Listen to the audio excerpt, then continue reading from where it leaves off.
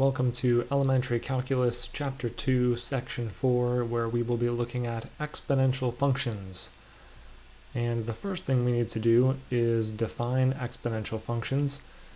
And they're functions that look like a value that's being raised to a power where in that exponent position we have our variable. That's what makes an exponential function. So when you talk about exponential growth, when someone says that, what you should be envisioning is some kind of a core value that's being raised to a power. And these types of functions are, as it says here, very commonly used in growth and decay problems, as well as management, social sciences, and biology. So this is a very common type of equation to look at in many different fields. And the first thing I want to do is look at an example problem, which is a graphing problem. So this will give us sort of a visual as pertains to these types of equations. And you probably already know this, but an exponential equation, sort of the parent exponential equation, I have to turn my pen on. Here we go. The parent exponential function f of x equals some value raised to the power of x is going to have the x-axis as a horizontal asymptote, and it's going to cross through the point 0, 1, and then it's very quickly going to start climbing. And the rate of climb is going to depend on your a value. And if there were any modifications to the exponent, then that would be reflected in the graph. I'm distracted because it's either I have to leave the cat outside the room or invite the cat in. And when I invite the cat in, she ultimately ends up on the desk with me. Just come say hello so that everybody knows that I'm not just totally losing my mind. This is Sophie. Say hello. There you go. All right, let's see if you'll stay on this little table over here. The answer, I'm sure, is no. Let's then take the a value and replace it with a 3. And I'll ask you, how much does our function change if a is equal to 3? One thing for sure doesn't change, and that's the y-intercept. Because if we take 3 and we raise it to the power of 0, 3 to the power of 0 is still equal to 1. So 0, 1 is still a point that we're going to see on our graph. And it's there already. And we could find a couple of other sort of reference points. If we take another couple of x values and plug them in, let's just plug in 2 x values. We already said that 3 to the 0 is equal to 1. 3 to the power of 1 would be equal to 3. 3 to the power of 2 would be equal to 9.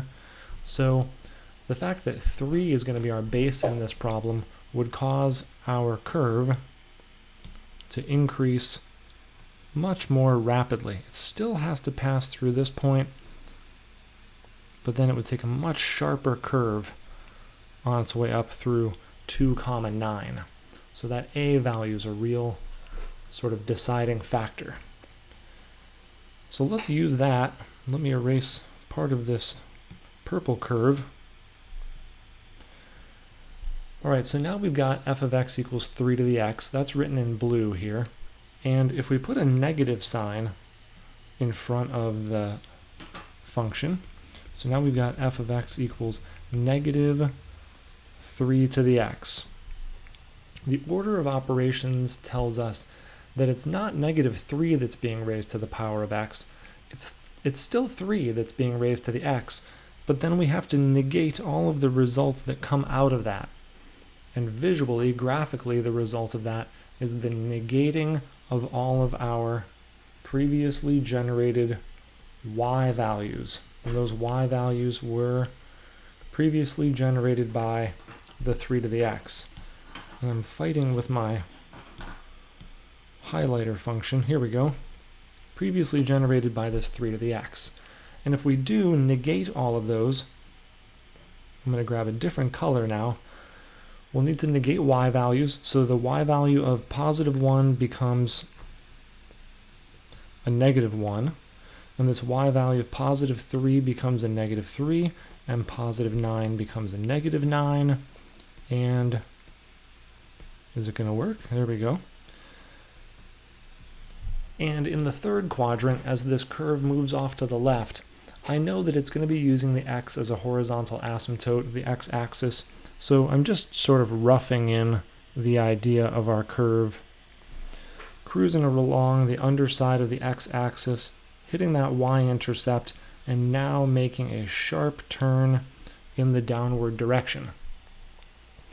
The other modification we have to make to the function that we're working with is this value of 2 that you're seeing. Realize that if you look up here at the original equation, this is equivalent to writing negative 3 to the x plus 2. And that plus 2 is going to have a result that you're familiar with. It's a vertical shift. So I'm going to erase the first graph that I used, or that I drew, because we need some of that space, and I'm going to take this purple curve that we're looking at currently. I'm going to draw a red curve, and I'm going to take these reference points that we're using and shift them up 2 units. So the y-intercept goes from negative 1 up 2 units to positive 1, and the next point that had a y value of negative 3 moves up, and at negative 9 it moves up to negative 7. And imagine the horizontal axis, the y-axis, or sorry, the x-axis, is also going to move up. So let's see, let's have this pen, and we'll make it black, and slide this over, and then I need a straight edge. So the x-axis is at y equals 0. Now our horizontal asymptote, is it going to work? Here we go. Is at y equals 2, so we can use that to help us draw our curve. We're going to stay just underneath that horizontal asymptote, and we hit our y-intercept, and then we take this quick turn in the downward direction. This graph goes all the way to the left, all the way out toward negative infinity. It never touches that horizontal asymptote, and it takes a very sharp turn in the downward direction. Now this is an equation that doesn't have any kind of particular application. It doesn't relate to a specific event, but when we see a graph like that, or some values in a table as pertain to an applied problem and a word problem, those values will be more meaningful. All right, now let's jump in and take a look at exponential equations. So the exponential function, again, has a base of a particular value, and it has the variable in the exponent position. That's an exponential function. Here, the cat is attacking the back of the chair now. Here, the exponential equation has a specific value on one side of the equation, and on the left-hand side, it has that base being raised to a power. And you can see a little modification that's being made to the power. It says negative x instead of just x. And let's try to solve this. It's as though the left-hand side of this equation is maybe our original function, and we know what the output, the y value is. It's 1 over 16. And the question might be, well, when would that value of 1 over 16 happen? So let's solve for x to try to figure that out. I'm going to use my knowledge of the powers of 2 in order to rewrite the left-hand side of this equation as 2 squared to the power of negative x, and the right-hand side as 2 to the negative 4th power. And while you haven't mastered your use of exponents to manipulate things like this. This should look familiar to you, so this will be a bit of a reminder. The power rule for exponents on the left-hand side of this equation says when you have a value raised to a power and then you're being raised to another power, you can multiply those exponents. So the left-hand side becomes 2 to the power of negative 2x.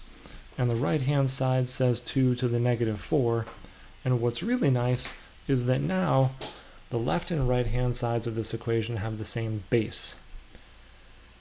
Because the bases are the same, we can set the exponents equal to each other.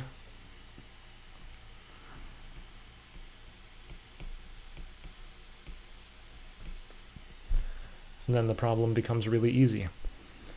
Because from here down the problem is really easy, or maybe for some of you the problem from here down is really easy, what that tells you is that performing this initial or these initial modifications is what you really need to be focusing on. In other words, how do I start a problem like this?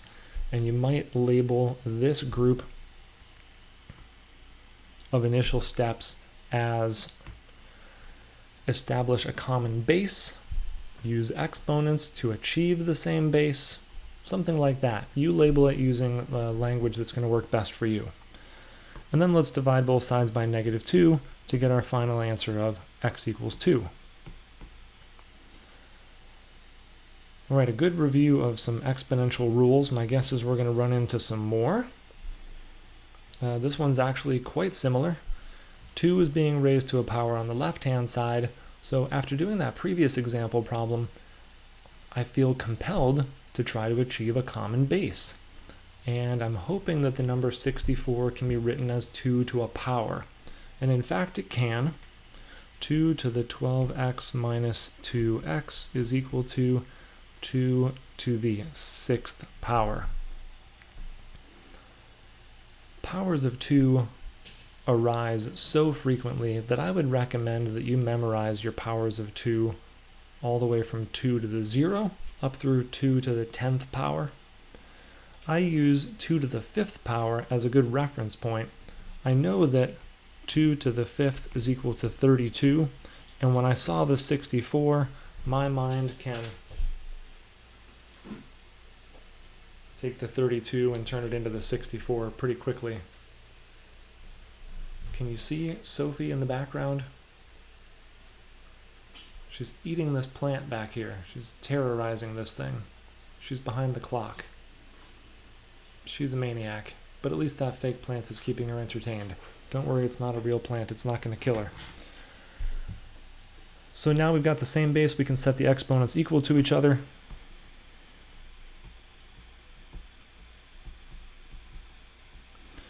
I will subtract 12 from both sides, leaving me with a negative 2x on the left and a negative 6 on the right. Dividing both sides by negative 2 gives us a solution of x equaling 3. So far I'm liking this chapter. I've been able to, or this section, I've answered 2 questions and I only needed 1 skill in order to do it. Compound interest is our next subsection, and this is definitely using exponents. You can see from this formula for compound interest, let me make this so you can see the whole thing on your screen. The plant is down. The compound interest formula looks complicated, and if you're not very familiar with it, you should have seen this somewhere along the way. Remember that the capital A represents our total accumulated value. I always think of A as the accumulated amount. If I'm making an investment in dollars, the capital A is how much I'm going to have at the end. P represents principal, and that is your starting amount. R is your rate of interest, and per year, it should be noted, and that's going to be expressed as a decimal, so if it's 5% interest, R would be 0.05. And M is the number of compoundings per year. I've seen this equation written in other texts, and the M is, instead of an M, they use an N for the number of compoundings per year. And up here in the exponent position, you see it starts to get a little pixelated. It's t times m. And t is the number of years, or is measured in years, that your investment is in.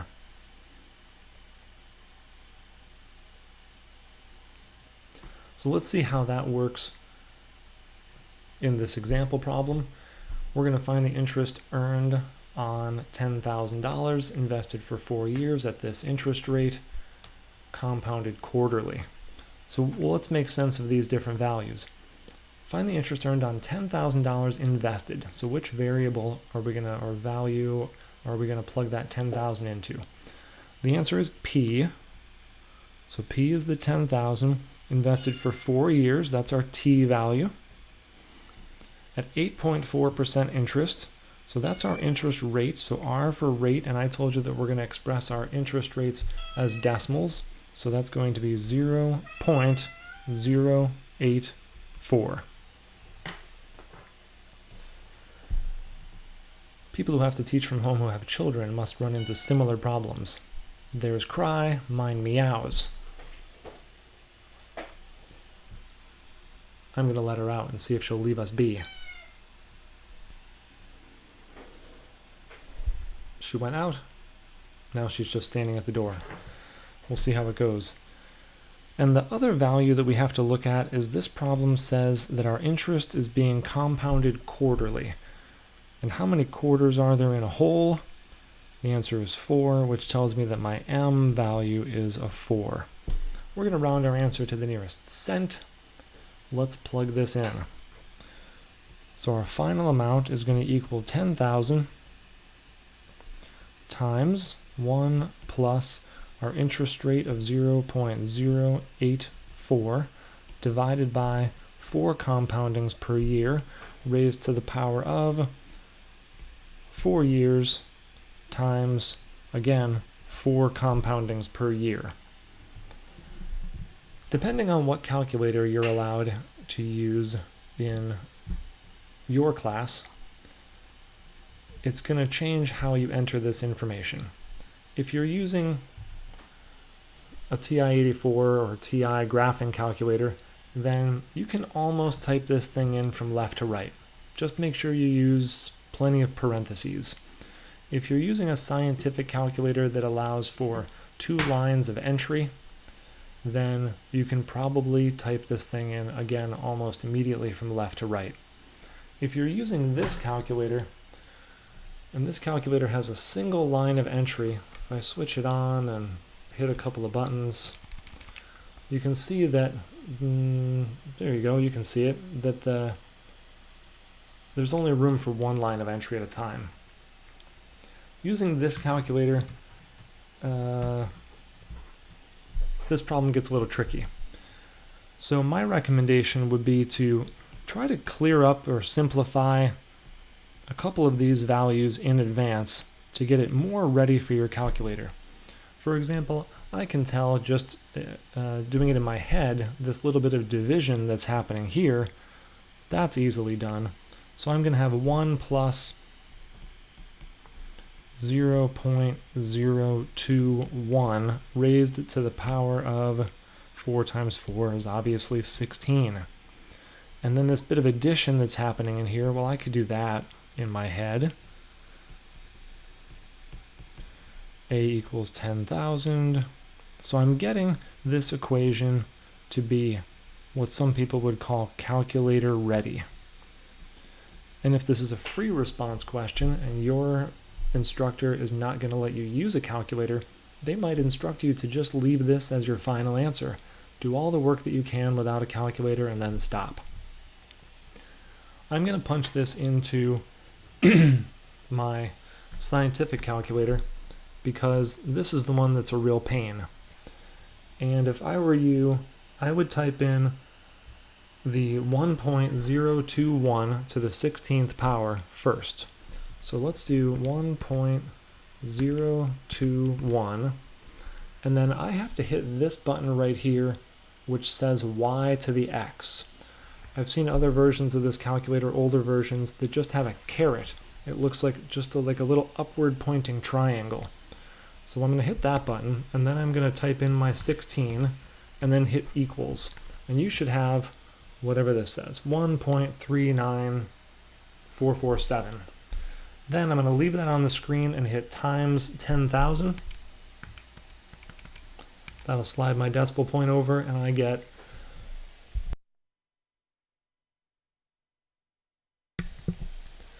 $13,944.70. Rounding up, I'm going to get 79 cents. It's 0.786.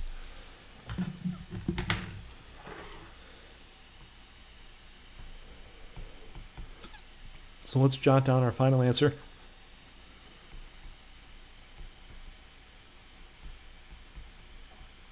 And rounded, we get 0.79. Is this the answer to the question? Be careful, because this question says find the interest. And the amount of interest earned is not $13,000. The amount of interest earned is $3,944.79. We need to subtract out that 10,000.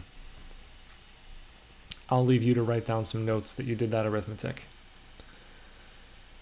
The next question it says is, how long will it take for prices in the economy to double at a 7% inflation rate? Round to the nearest hundredth. It's an interesting question because it doesn't seem like it's giving us remotely enough information. How long will it take for prices in the economy to double? Well, what's my starting amount? The answer is, well, initially the answer is, I don't know. And the next answer is, it doesn't matter. My starting amount is going to be P, some arbitrary starting amount. And what we want to happen is find out how long it's going to take for that to double. So our final amount, or the final cost of something, I should say, is going to be 2p. Now let's keep using the formula that we saw previously. In parentheses, we have 1 plus, and then our interest rate, that I can identify in the problem at 7% inflation rate, but we'll write it as a decimal, 0.07. And what about my m? How frequently are we compounding at this inflation rate of 7%? Don't gloss over this word. It's the annual inflation rate, which means we're only compounding once per year. So my m is a 1, and then we'll close our parentheses, and the original formula said t times m.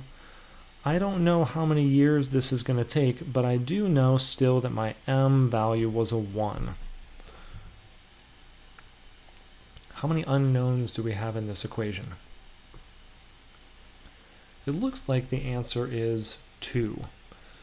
These unknowns are a little different. The t is more of a variable, and the p would be considered an unknown constant because it is a fixed starting amount. And it's that t value that's going to be scrolling through time until we have finally doubled our p value. The very first thing I'm going to do here, because I'm excited that I know to do it, that I remembered to set up my problem like this, is I'm going to divide both sides by p. And I think I'll do a couple of other things which, when you see what I do, is not going to be very surprising. It's not something that you, in looking at your notes later, would ask yourself, what the heck did I do? How did I get from that first line to this second line? We divided both sides by p, we wrote down that note, and then surely division by 1 doesn't do anything, and we did this addition with the 1 here, and t times 1 makes t. So these are some pretty basic arithmetic maneuvers that I used in addition to dividing both sides by p. And now we have to solve for t. We might not have done this recently, but the trick, so to speak, in order to solve for a variable that's in the exponent position is to take the natural log of both sides. And the nice part about taking the natural log of both sides and having that present in our equation now is it allows us to use a property of logarithms that's usually called the power rule for logarithms, and it says that I can take the exponent on the 1.07, which is the t, and I can move it out to be in front of the natural log like it's a coefficient.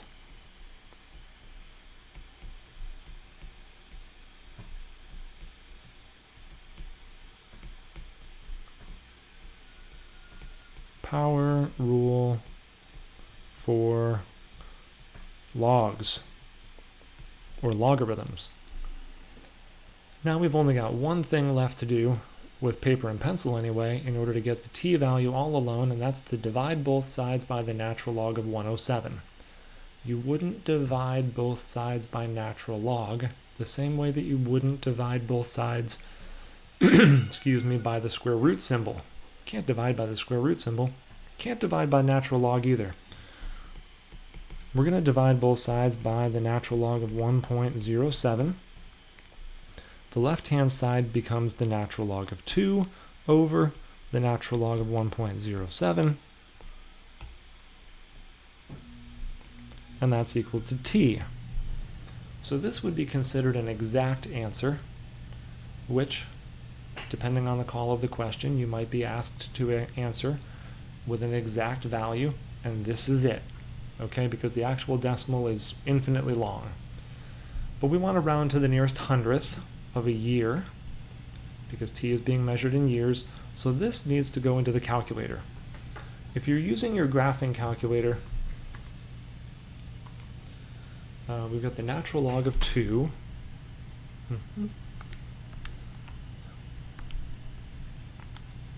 Divided by the natural log of 1.07. When I hit the natural log button on this calculator, it automatically inserts some parentheses.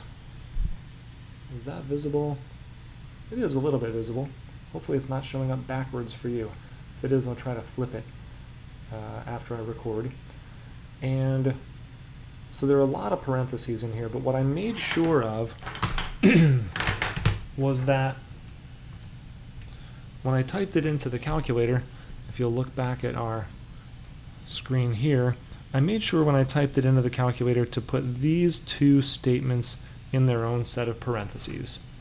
That way the 2 alone didn't accidentally get divided by the natural log of 1.07. If you're typing it into this single line entry calculator, and you might even want to write down these steps because this is really unfortunate that this is how it goes. But let me tell you how to type it in. I'm going to hit the number 2, so I've cleared it out. I'm starting with a 0, and then I'm going to hit 2, and then the natural log button, ln, and I get this lousy decimal, 0.693, etc. Here's where it gets worse. I'm going to hit the divided by button, and then I'm going to type 1.07, and then natural log, and what my screen is showing to me right now is actually the natural log of 1.07. It hasn't done the division yet, but when I hit the equal sign, it does the division and gives me a final answer of 10.2447. So again, be very careful how you're entering these. Oh, and then I just cleared that, of course. Well, I said it out loud so I don't have to write it down. You write it down. Depending on your calculator, be very careful on how you're entering these expressions to make sure that you get the correct decimal value. And whatever it was I said, 10.2447 or something, make sure that you correctly round to the nearest hundredth. So 10 years, the cost of something with a 7% annual inflation rate is going to double every 10 or so years.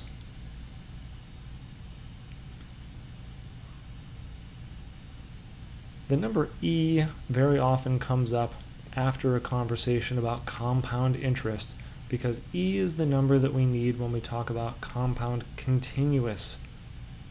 And there are many things that do compound or grow continuously or continually. One of the things that unfortunately grows continuously is bacteria, cancer cells. There are things in nature. It's not typical that things in the man-made world are growing continuously, although it might seem like the population is growing continuously. But small things in nature tend to grow seemingly continuously, and we're going to need the number e in order to model those kinds of events. And the number e is defined here for you. It has an approximate value because it's a non-terminating, non-repeating decimal. So it's like pi. It's a number that goes on forever and ever. But it's 2.7. You should keep that in your mind, like 3.14 for pi. And when we practice continuous compounding, we end up with this sort of mutant equation. This equation actually comes from the equation we were just working with, except we compound a bajillion times per year, which makes the exponent unreasonably large, and we end up with this thing, which is often referred to as PERT. So our final value, a, is equal to our principal times e to the power of rate times time, where time is still being measured in years, and our rate is still going to be expressed as a decimal. So let's see what happens in example number 4. Find the interest earned on $10,000. So that's going to be our P value. Interest was invested for 5 years. That's our T value. We've got an R that's going to be 0.04. We're compounding continuously so that we know we have to use the PERT formula, rounding our answer to the nearest cent. All right, so A equals 10,000 times e to the power of 0.04 times 5. We could clean it up a little bit.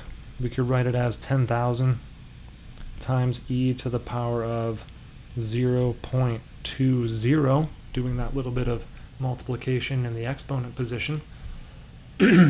Sorry, this is like my 6th video of the day. It's the sign of the times, I guess. From here, we got to go into the calculator. If you're in your graphing calculator, this is pretty straightforward. 10,000 times, and there's an e to the power of button, and on this calculator, it's right above the natural log button. So it's here, and in order to, I can't see through my own calculator. There we go. In order to access the values that are written in blue up above these keys, I have to hit my second button, which gives me access to the sort of next layer of functions. And then I can hit the ln button, which gives me e to the power of, and on this calculator it actually moves my cursor up into an exponent position. I don't know if that's visible there. That's not nice. The older versions of these used to just put a little caret, that little upward facing arrow. So I can type in my exponent now, which we said was 0.2, and I can hit enter, and I got an answer of $12,214.027. So that's where they could get you, is we need to round to the nearest cent, which means we're rounding to the hundreds place, which means the interest earned. Okay, so our accumulated value is $12,214.03 rounded, and then you'll take that, you'll subtract out the original $10,000, and your amount of interest will be $2,214.03.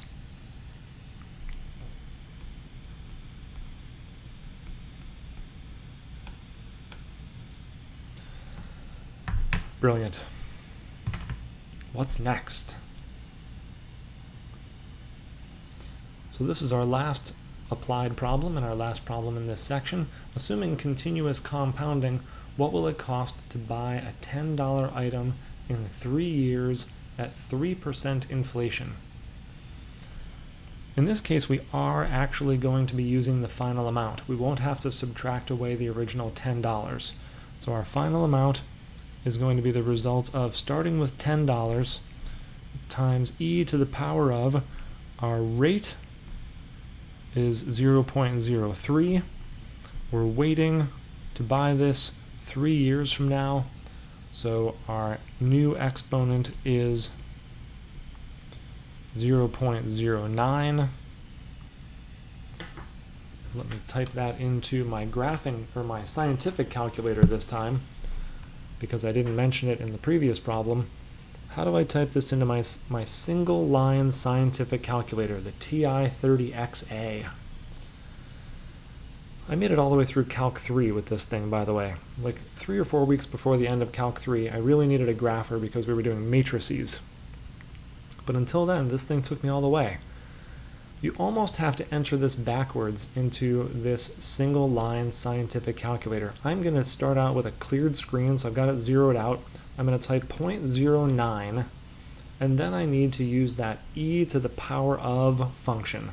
So I'm looking for my natural log button, and on this calculator it's in the top row, but the e to the x is a second function again, so I have to hit my second button, which is a little green button over here. So I'll hit second, the natural log button. It gives me a terrible decimal, 1.094.